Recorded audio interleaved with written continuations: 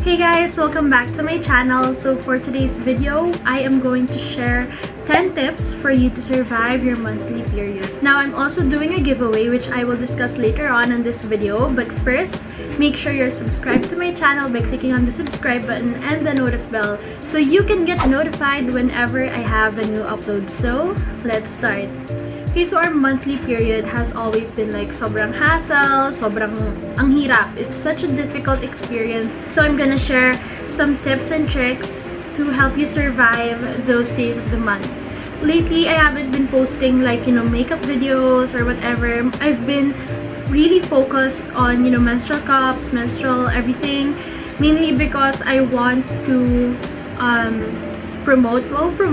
And then I want to be able to talk about it with you guys kasi it's such a taboo topic, if I'm not mistaken kasi I know na parang minsan we're not really open about our periods and we have to hide it, and minsan nga pag kunwari nasa classroom or nasa work, parang kunwari nang hingi ka ng napkin sa friend mo or something, pag pupunta ka ng CR, di ba tinatago pa natin sa pocket or whatever, there's no reason to hide that. Anong meron sa napkin? Malinis naman yun.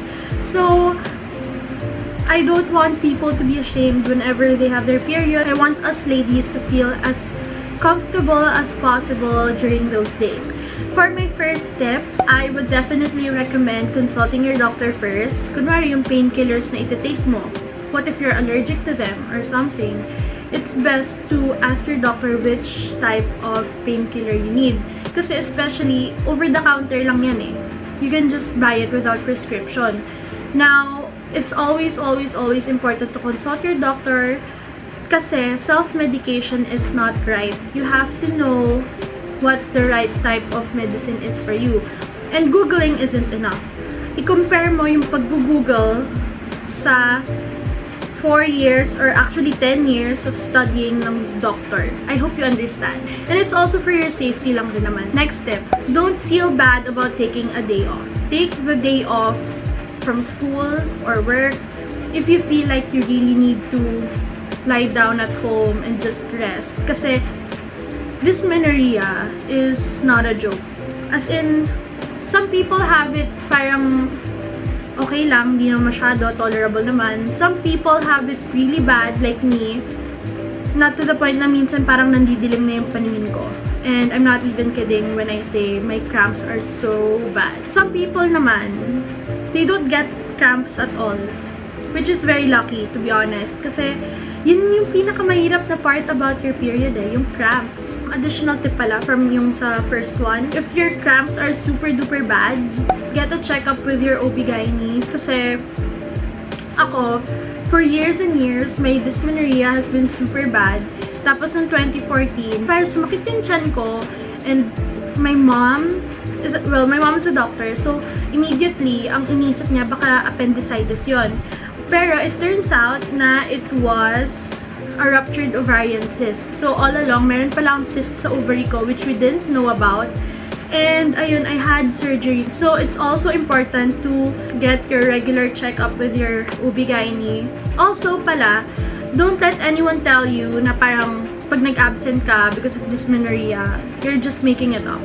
And honestly, if you're not making it up, don't, let them be. Let them talk about you. Kasi, masakit eh. Anong magagawa nila? They don't know how it feels. Especially yung mga tao na they don't experience like really bad cramps. Like, they're one to talk, right? So, parang wala silang say sa pag-absent mo or pag half day mo. Kung sobrang sakit, just go home and rest it out. There's no problem with that. So, third tip, ako kasi I do recommend hot compress and massaging yung puson mo. So, hot compress, ako, I have this hot compress here at home. And, siya, parang mukha siyang jelly na pack. Tapos, there's a metal thing inside it na when you click it, parang tumitigas yung mismong parang jelly. Tapos, umiinit siya. Ito siya. Ayan, as you can see, ayan, para lang siyang jelly. Tapos, ito yung sinasabi ko na metal thing. Kailangan mo lang parang i-turn on like this. And tapos, as you can see, ayan, umiinit na siya. Ayan. So, nagiging solid siya. I don't know what type of mechanism this has, pero it's magical. So, ayan, mainit na siya right now. And it's not hot na parang mapapaso ka na sobra. It's just enough for hot compress para sa puson or kung may anything na kailangan i-hot compress. Okay, so now I think this is available in Shopee, Lazada, and it's even available in Sinaya, Sinaya.com. They sell this one aside from yung menstrual cups and everything. So, yeah. Next tip.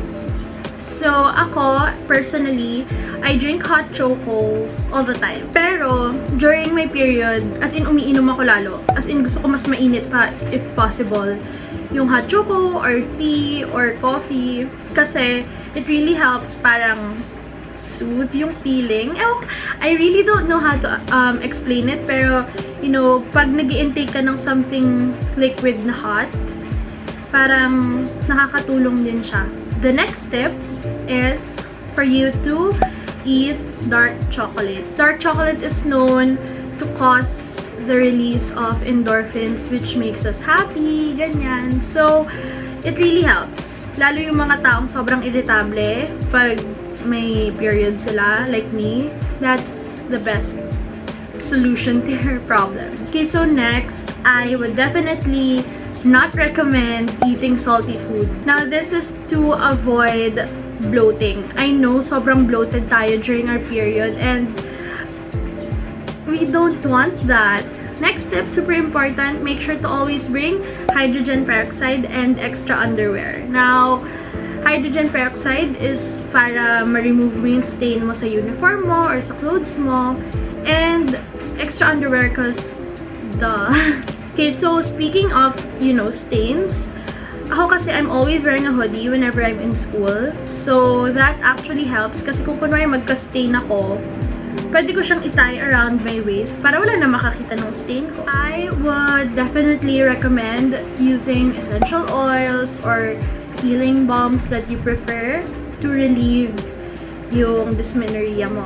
So ako, I use this one. This is my, okay, hindi kita. Okay, so ito siya. I'm using my Relief and Repair Lotion by Skin Can Tell. Now, it has a cooling parang feeling.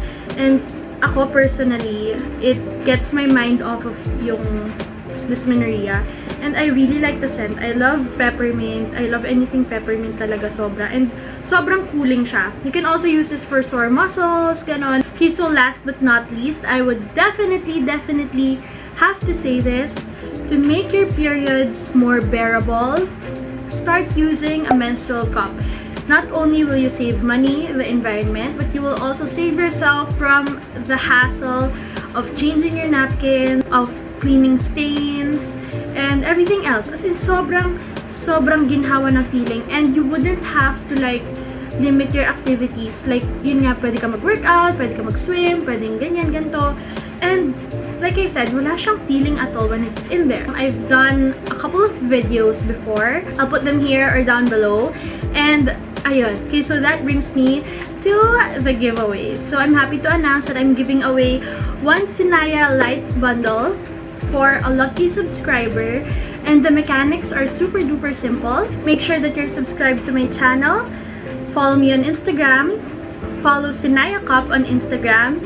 And comment down below why you want to try using a menstrual cup. So for me kasi, honestly, like hindi enough yung chika ko ng chika dito about menstrual cup. So I decided to do a giveaway para patry nyo talaga. Good luck, and I can't wait for you guys to try it out kasi I promise you it's such a game changer, and I really hope you guys learned something from me in this video. Thank you so much for watching. I hope you guys liked this video. If you did, don't forget to give this video a thumbs up, and don't forget to subscribe to my channel. Now, you can also follow me on social media. That's Nikki X on Twitter and Instagram, and I'll see you guys in my next video. Bye!